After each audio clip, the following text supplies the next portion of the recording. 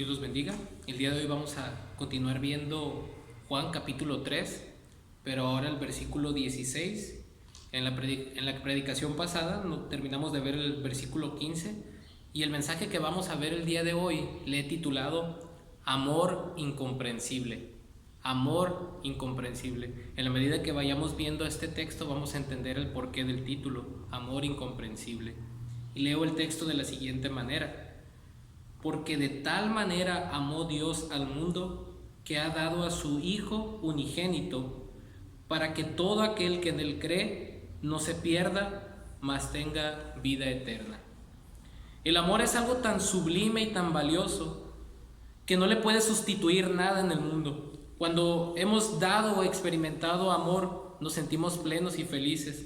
Sin embargo, cuando pensamos en las maneras en las cuales los seres humanos manifestamos el amor, nos llevamos una gran sorpresa y decepción, porque nuestro amor es limitado y egoísta. ¿Quién de nosotros no ha sido decepcionado en alguna manera o hemos decepcionado a alguien? Esto es la vida real.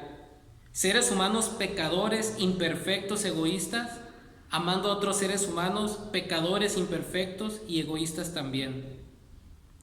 Y si esto fuera todo lo que tendríamos un gran motivo para vivir desalentados y sin esperanza. Si realmente esto es todo lo que hubiera, este tipo de amor, realmente sería una situación muy triste.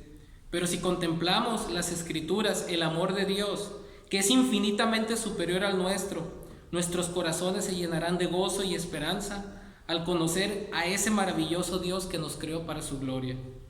Es precisamente esta verdad la que enseña este texto tan conocido y amado por muchos cristianos, pero también tan malinterpretado por muchos.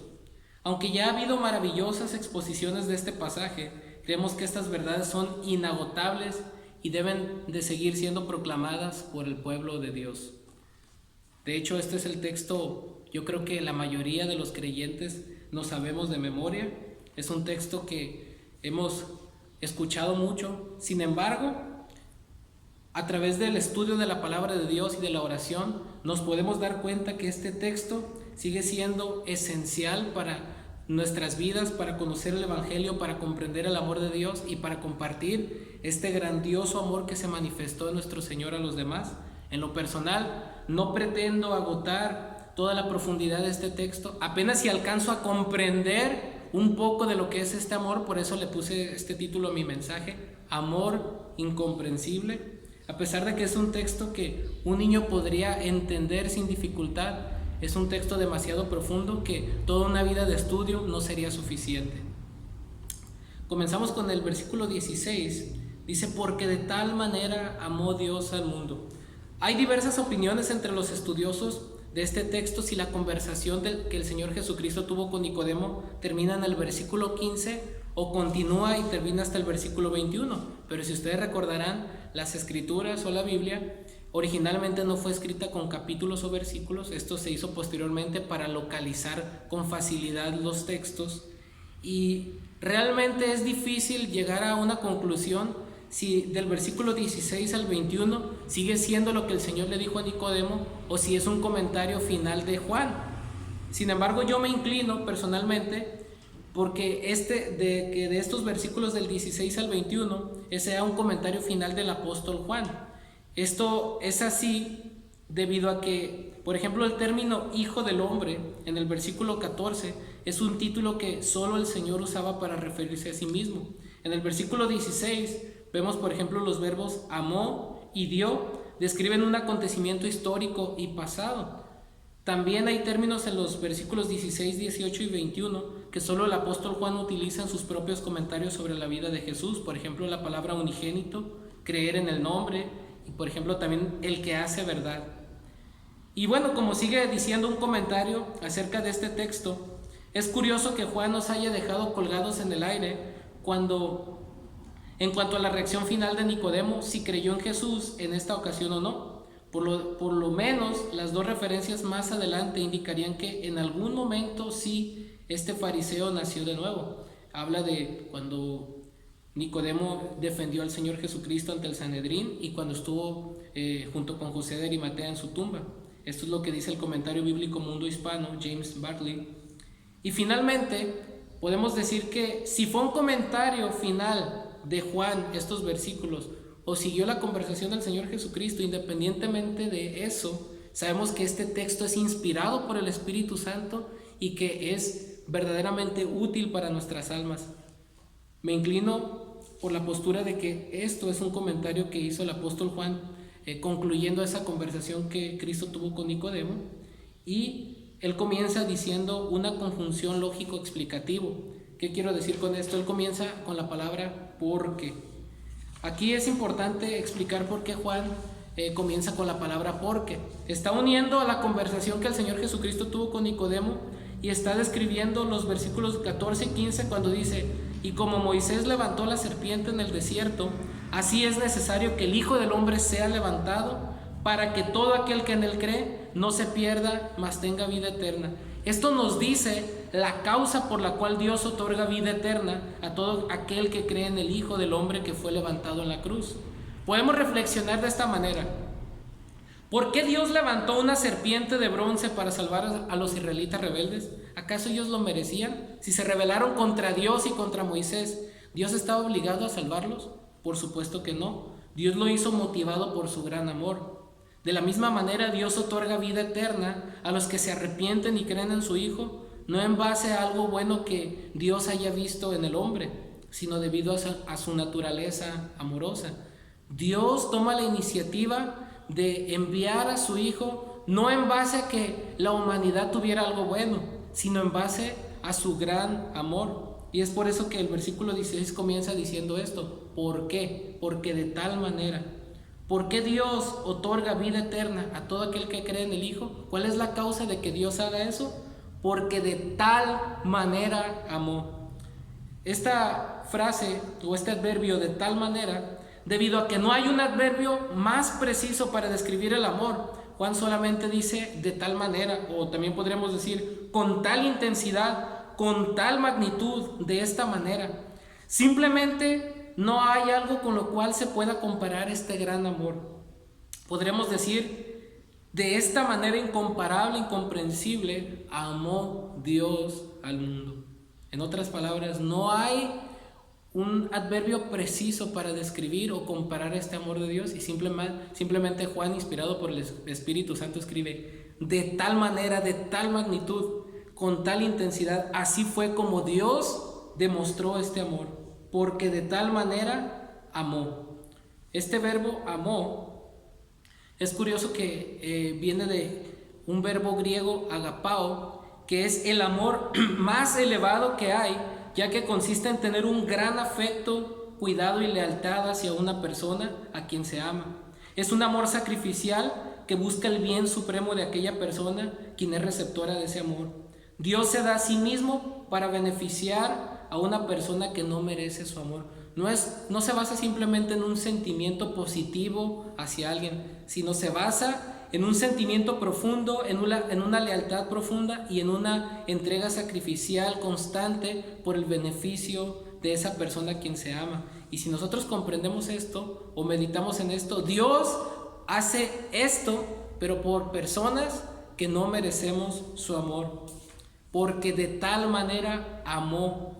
Y note cómo el texto no dice que Dios ama, sino amó. Aunque es verdad que Dios ama su creación, eso no lo negamos, este verbo en griego está en tiempo auristo, porque describe cómo es que Dios manifestó su mayor prueba de amor hacia la humanidad pecadora, describiendo un evento histórico. Dios, en un momento de la historia, determinó enviar a su Hijo para que muriera por nuestros pecados. Él entregó a su Hijo. Es por eso que está en este tiempo, porque de tal manera amó. Describe un evento histórico visto desde su totalidad, porque de tal manera amó Dios al mundo.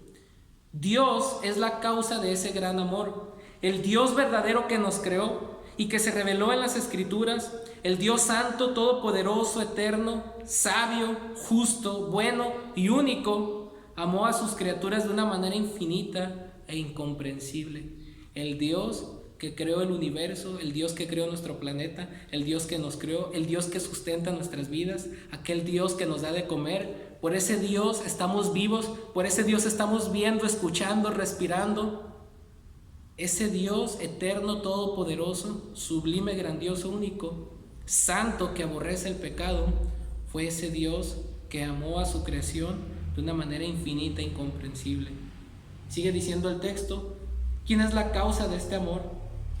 Dios mismo. Y luego dice el objeto del amor de Dios, porque de tal manera amó Dios. ¿A quién amó de esta manera? Al mundo. El mundo es el objeto de este amor incomprensible de Dios. La palabra mundo viene del griego cosmos y su significado varía de acuerdo al contexto. Sin embargo, aquí el significado es muy claro. Mundo aquí se refiere a la humanidad pecadora de toda lengua, tribu y nación. Se refiere a toda la humanidad pecadora de toda lengua, tribu y nación.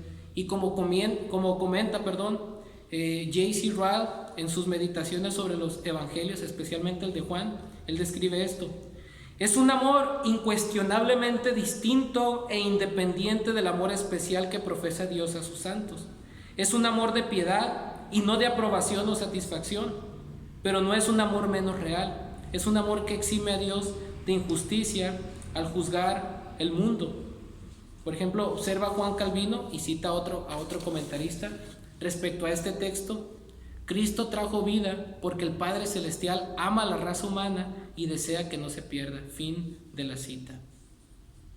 A pesar de que la humanidad caímos en pecado, cuando Dios crea a Adán y Eva, nos crea a su imagen y semejanza para que reflejáramos a nuestro Creador, para que viviéramos para su gloria, para que nos deleitáramos en Él. Dios hizo al hombre a su imagen y semejanza, y vio Dios que todo lo que había hecho era bueno en gran manera, incluyendo a la creación, al hombre.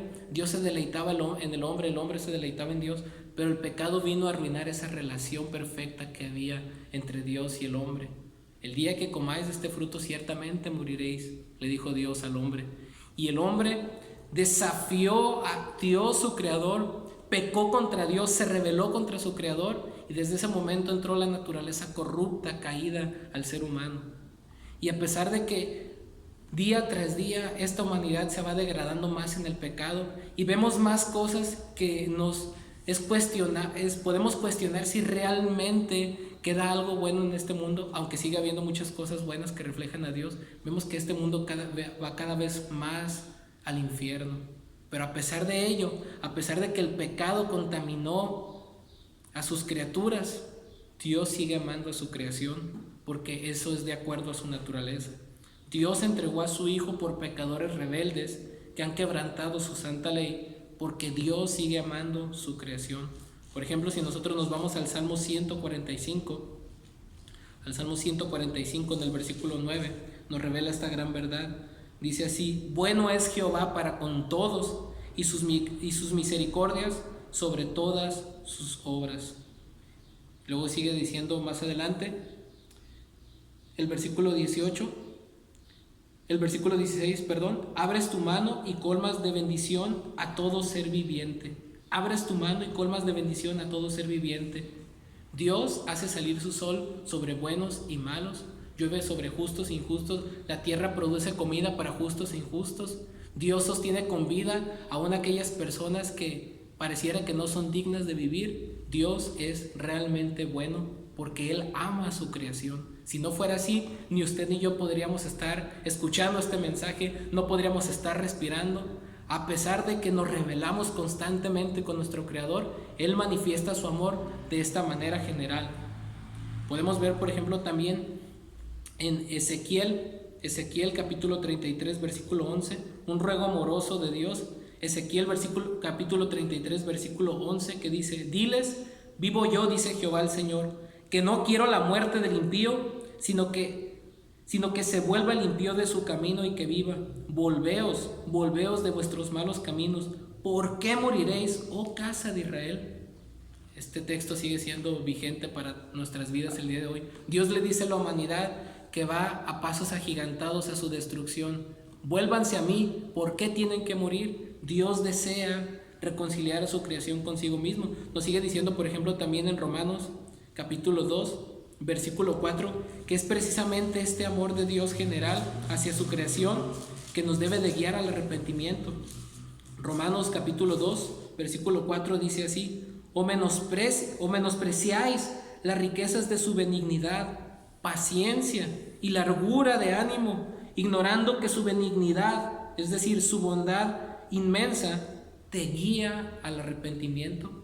¿Está usted consciente, estamos usted y yo conscientes de que a pesar de que nosotros somos malos, muy malos, y ofendemos todos los días a Dios con nuestro pecado, y a pesar de ello, a pesar de los pecadores que somos, Dios sigue mostrando su amor hacia nosotros, proveyéndonos de todo lo que necesitamos y dándonos la oportunidad para que nos arrepintamos? Realmente este es un amor infinito, y la causa de este amor es la naturaleza amorosa de Dios, no en algo que nosotros podamos mover en el corazón de Dios, porque si realmente Dios nos diera lo que mereciéramos, estuviéramos ya en el infierno. Dios es bueno, y Dios no derrama su ira en su paciencia, porque Él sigue teniendo el plan y el propósito de reconciliar a sus criaturas con Él mismo por medio del Evangelio, por medio de lo que su Hijo amado hizo en la cruz. Sigue diciendo el texto, porque de tal manera amó Dios al mundo. Entonces hemos visto la causa por la cual Dios salva a todo aquel que cree en el Hijo. Miramos la magnitud de este amor, miramos la causa de este amor que es Dios, miramos el objeto de este amor que es el mundo, y ahora vamos a ver cómo manifestó Dios este amor a esta humanidad pecadora. Sigue diciendo el texto, que ha dado a su Hijo unigénito, que ha dado. ¿Cómo amó Dios a estos pecadores? Podría traducirse esto de la siguiente manera, que dio o entregó. Dios entregó a su Hijo unigénito. Fíjese bien, Dios no entregó un ángel, no entregó a un hombre bueno, no entregó a un profeta ni a ningún ser creado. Dios entregó al objeto de su gozo eterno. Dios desde la eternidad ha amado al Hijo. Por ejemplo, podemos ir al mismo Evangelio de Juan, en el capítulo 17, del versículo 24, que dice: Padre, aquellos que me has dado, quiero que donde yo estoy, también ellos estén conmigo, para que vean mi gloria que me has dado, porque me has amado desde antes de la fundación del mundo. Dios siempre desde la eternidad ha amado al Hijo. Él siempre se ha complacido en el Hijo desde la eternidad, y cuando estuvo aquí en la tierra. Por ejemplo, podemos ir al Evangelio de Lucas, en el capítulo 3, donde el Señor dice de Cristo que Él es su Hijo amado, en quien Él se complace. Dice Lucas 3:22, y descendió el Espíritu Santo sobre Él en forma corporal como paloma, y vino una voz del cielo que decía: Tú eres mi Hijo amado, en ti tengo complacencia. Dios siempre ha estado complacido en su Hijo. De hecho, en Primera de Juan, capítulo 4, versículos del 7 al 9, nos habla algo acerca de la naturaleza de Dios. Dice de los versículos 7 al 9, amados, amémonos unos a otros, porque el amor es de Dios. Es decir, que el amor procede de Dios. Todo aquel que ama es nacido de Dios y conoce a Dios. El que no ama no ha conocido a Dios, porque Dios es amor. En esto se mostró el amor de Dios para con nosotros, en que Dios envió a su Hijo unigénito al mundo para que vivamos por Él. Al decir aquí Juan que la naturaleza de Dios es amor, antes de que Dios creara todas las cosas, para empezar, la palabra amor significa que Dios manifiesta su carácter bondadoso hacia una persona. Y antes de crear todas las cosas, ¿a quién Dios manifestaba ese amor? Bueno, puesto que Dios siempre ha sido en tres personas, el Padre, el Hijo y el Espíritu Santo, antes de crear todas las cosas, puesto que su naturaleza es amorosa, Dios siempre ha amado a su Hijo, siempre ha amado al Espíritu Santo, el Espíritu Santo siempre ha amado a Cristo, Cristo siempre ha amado al Padre. Ha habido entre la Trinidad una comunión, un gozo eterno y un amor perfecto entre cada persona de la Trinidad. Sin embargo, cuando pensamos que Dios en algún momento de la historia se desprendió de su Hijo, hizo que se encarnara, hizo que se humillara y derramó su ira sobre Él para que pudiera salvarnos de nuestros pecados, cuando nosotros entendemos que Dios entrega por una por la humanidad pecadora, por seres que nos la hemos pasado ofendiéndole, que no lo queremos, Dios se entrega al objeto de su mayor gozo eterno. Dios se entrega a sí mismo, puesto que Jesús es Dios. Se entrega por la humanidad pecadora. Fíjese la magnitud, por eso Juan dice, de tal manera, de tal magnitud, amó Dios al mundo. ¿De qué manera lo amó? Entregando a su propio Hijo. Dios se entregó de una manera sin precedentes por pecadores inmerecedores de su amor. Esta es la manera en la cual Dios ha amado al mundo, y esta es la razón por la cual Dios aún no ha destruido al mundo. Pero sigue diciendo el texto. Quiero aclarar algo aquí. Este amor es un amor tan real, tan profundo, que nos puede cautivar, porque no hay un amor que se le pueda comparar. Pero quiero decir algo. En el carácter de Dios, en cómo se manifiesta este amor, se manifiesta de varias maneras. Y yo estoy hablando de la manera general en la que este amor se manifiesta, porque hay un amor especial y profundo que Dios tiene por aquellos que están en Cristo salvándolos. Y este amor general que estamos viendo no es suficiente para salvar a una persona del infierno. Si esta persona no se arrepiente de sus pecados y pone su confianza en Cristo, este amor general de Dios no lo va a salvar del infierno, porque Dios ama de una manera mucho más profunda y especial a aquellos que se arrepienten y están en su Hijo. Y este es el amor especial de Dios. Ahora sigue diciendo el texto, para que todo aquel que en Él cree, para que todo aquel que en Él cree. Y aquí vuelvo a citar a J.C. Ryle, que dice, estas palabras son exactamente las mismas que las del versículo anterior, se refiere al versículo 15. La repetición de esta gloriosa frase, todo aquel que en Él cree, es muy instructiva. Por un lado, sirve para mostrar que, a pesar de lo grande y amplio que sea el amor de Dios, será inútil para todo el que no crea en Cristo. Por otro lado, nos muestra el gran punto al que todo cristiano debería dirigir su atención.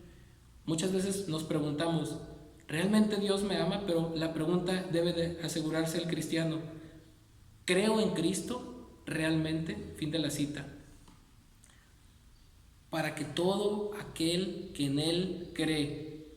Este verbo cree podría traducirse literalmente así, para que todo aquel que en Él creyendo. Es un verbo que está en tiempo presente. Confiar en Cristo como Señor y Salvador no es un acto que sucede una sola vez, a diferencia de la regeneración.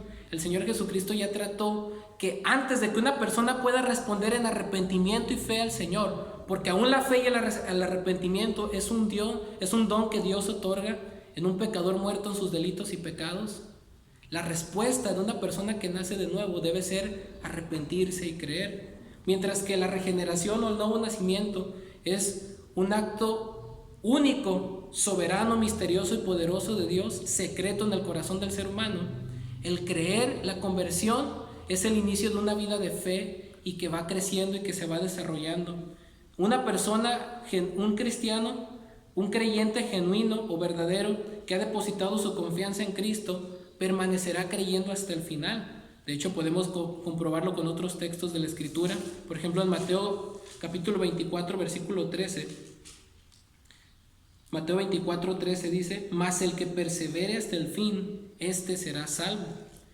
Todo el que es sellado por el Espíritu Santo perseverará hasta el final. Podemos ir, por ejemplo, también a Efesios capítulo 1, versículos 13 y 14, que dice, en Él también vosotros, habiendo oído la palabra de verdad, el evangelio de vuestra salvación, y habiendo creído en Él, fuisteis sellados con el Espíritu Santo de la promesa, que es las arras de nuestra herencia, hasta la redención de la posesión adquirida para alabanza de su gloria. Quiere decir que cuando una persona que es regenerada por el Espíritu Santo se arrepiente y cree, es sellada con el Espíritu Santo, y el Espíritu Santo obra poderosamente en esa persona para que siga creyendo y no se aparte del Señor.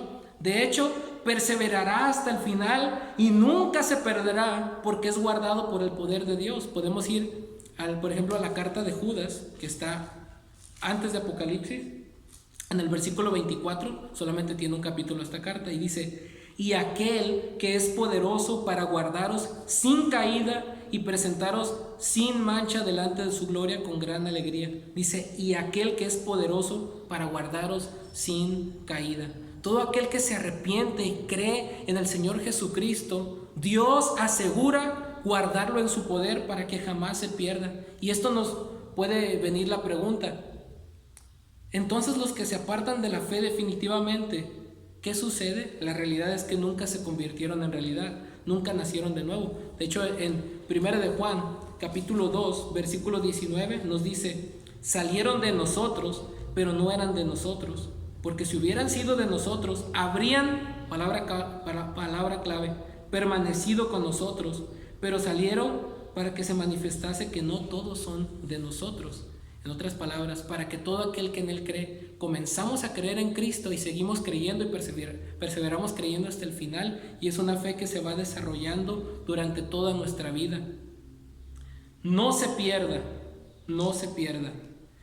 Aquí habla de una perdición eterna, separados de la gracia y de la presencia de Dios, de la presencia positiva de Dios. Es decir, Dios está en todos lados y Él manifiesta su presencia en todos lados, solo que en el infierno Dios va a manifestar su ira. Dios creó el infierno, Dios va a estar en el infierno, pero de una manera terrorífica. Dios en su santidad, en su justicia, va a estar castigando eternamente a aquellos que se han rebelado contra Él, que han rechazado su gracia. De hecho, así como la vida es eterna y cuando estemos en su presencia va a ser para siempre un gozo eterno, el castigo eterno en el lago de fuego va a ser también eterno y va a ser un sufrimiento en cuerpo y alma. Ya hemos visto estos versículos, pero los vamos a volver a mencionar. Apocalipsis 20:10. Apocalipsis 20:10 dice: y el diablo que los engañaba fue lanzado en el agua de fuego y azufre, donde estaban la bestia y el falso profeta, y serán atormentados día y noche por los siglos de los siglos. Dice que va a ser un sufrimiento eterno. En el versículo 15 de este mismo capítulo dice: y el que no se halló inscrito en el libro de la vida fue lanzado al lago de fuego. En el capítulo 21, versículo 8 dice: pero los cobardes e incrédulos, los abominables y homicidas, los fornicarios y hechiceros, los idólatras y todos los mentirosos tendrán su parte en el lago que arde con fuego y azufre, que es la muerte segunda.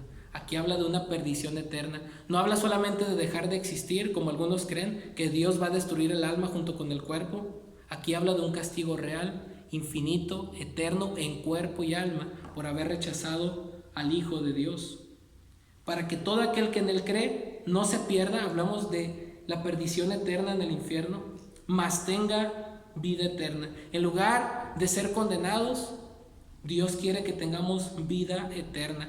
Y no solamente se refiere a vivir para siempre como hemos comentado, se refiere a disfrutar a Dios mismo, un gozo infinito, su bendición, su paz, sus promesas, la bienaventuranza de tener la vida misma de Dios en nosotros, de participar de su naturaleza, para disfrutarle, para contemplarle de una manera perfecta, gloriosa, donde no habrá llanto, enfermedad, muerte, tristeza, pecado, y podemos vivir ahora sí, literalmente, una felicidad infinita que no va a terminar, porque vamos a contemplar en toda su plenitud a nuestro Creador, a Cristo, y vamos a poder disfrutar de su amor directamente y expresar nuestro amor a Él de una manera perfecta. Lo más glorioso que podremos ver y tener en el cielo será que podemos contemplar a Cristo mismo, verlo cara a cara, disfrutar de su presencia. Va a ser una felicidad sin precedentes. En lugar de vivir una eternidad atormentados en el lago de fuego por nuestro pecado, Cristo nos ofrece por su sacrificio una dicha, un gozo eterno en su presencia. Y esta es la condicionante para que todo aquel que en Él cree. Y esto implica y presupone, como ya lo vimos en los versículos anteriores, el arrepentimiento. Para que usted y yo podamos comprender esta magnitud del amor de Dios, tenemos que entender su santidad y su justicia. Dios es santo, Dios es justo. Nosotros somos pecadores que hemos violado su santa ley. Somos indignos de Él, merecemos el infierno. Pero a pesar de ello, Dios nos ofrece vida por medio de su Hijo. Aquellos que nos hemos arrepentido, que hemos nacido de nuevo por la obra poderosa del Espíritu Santo y hemos puesto nuestra confianza en Él, sabemos que nosotros disfrutamos de un mayor gozo, de un amor infinito, de un amor especial que va a ser eterno. Pero aquellos que están sin Cristo, aunque estén disfrutando de la bondad de Dios porque Él es bueno, Dios también en su momento, lamentablemente, derramará su ira a todo aquel que no crea en su Hijo. Si usted no ha depositado su confianza en el Hijo de Dios, y esto no es algo emocional solamente, no es un conocimiento intelectual en el cual yo acepto como verdad lo que la Escritura dice, es algo que me afecta intelectualmente, emocionalmente y volitivamente, es decir, que voluntariamente, por la obra del Espíritu Santo, decido darle la espalda a mi pecado y poner toda mi confianza en Jesús para salvación y amarlo y seguirlo y obedecerlo solamente a Él. Si usted cree de verdad en Jesucristo, Dios le puede dar esta vida dichosa en su presencia, para que todo aquel que en Él cree no se pierda, mas tenga vida eterna. De esta manera ha amado Dios a la humanidad pecadora, entregando a su Hijo. ¿Y usted qué piensa? ¿Quiere seguir gozando de ese amor general y universal que Dios tiene por todas sus criaturas, pero que al final de cuentas, si le rechaza, pasará una eternidad separado del amor de Dios en el infierno? ¿O quiere disfrutar del amor especial que Dios tiene para aquellos que están en Cristo, del amor complaciente que solamente Dios muestra para aquellos que se arrepienten, creen y están en su Hijo? Le suplico que medite acerca de esto, que medite acerca de cómo está su corazón en esta verdad y clame a Dios pidiéndole misericordia y que ponga toda su confianza en el Hijo de Dios, que vino, se entregó, vivió una vida perfecta y sufrió en la cruz la ira de Dios para que nosotros pudiéramos ser perdonados por medio de la fe en Él. Resucitó al tercer día, venciendo al pecado y la muerte, y volverá por segunda vez a instaurar su reino eterno. Que Dios los bendiga. Vamos a orar. Señor amado, te damos gracias porque este es un amor incomprensible. No podemos entender cómo es que tú has amado tanto a la humanidad pecadora, a pesar de que no somos buenos, a pesar de que no merecemos tu amor. Mira cuánta violencia e injusticia hay en el mundo, Señor. Cuántos pecados cometemos contra ti, Señor, día con día, en nuestros corazones, en nuestros pensamientos.